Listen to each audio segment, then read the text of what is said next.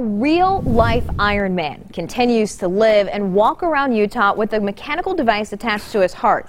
It's a heart pump, and it helps failing natural hearts to pump out the right amount of blood.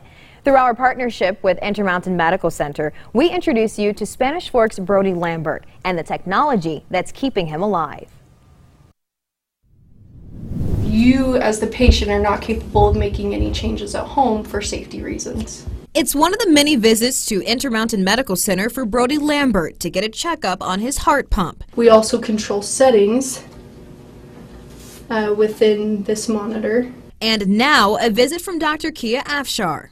How you feeling? Too bad. Good to see you. The heart failure and transplant cardiologist at Intermountain Medical Center checks Lambert's feet. You haven't noticed any fluid? No, it's been pretty good. And then a listen to the lungs. Deep breath. All secondary symptoms to Lambert's big problem. In the spring of 2005, I started noticing I would have shortness of breath, a lot of trouble laying down and sleeping, a lot of fluid retention, just generally weak.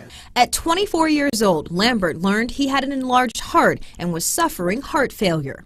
Each beat is just not getting as much blood out, and your body sees that, and your kidneys are not happy. You don't feel well, you can't exercise, you retain fluid. Brody had all of those classic symptoms, and for about 9.5 years he was able to do things like hunting with his family in moderation and with medicines.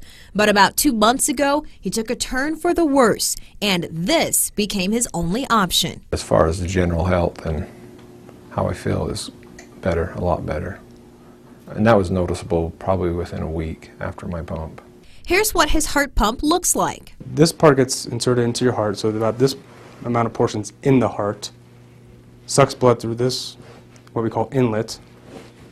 The blood spins really fast in here with that one moving part I mentioned, pumps it out here, and this attaches to the aorta where it goes to the rest of the body.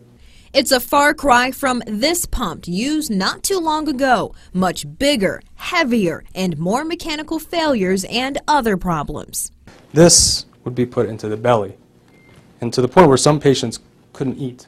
But Brody is slowly getting back to normal and becoming a superhero. My nephew thinks I am Iron Man because I have a wire coming from my heart. And the Lamberts remain optimistic the perfect match will come along and Brody will get a new heart.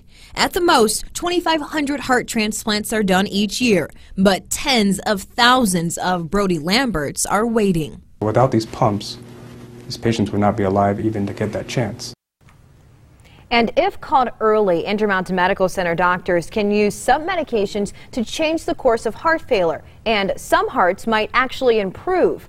But for those, only a transplant will help for others, and that means the need for organ donors. Head to goodforutah.com to learn about the organ donor process, and we posted details if you'd like to help with Brody Lambert's medical costs.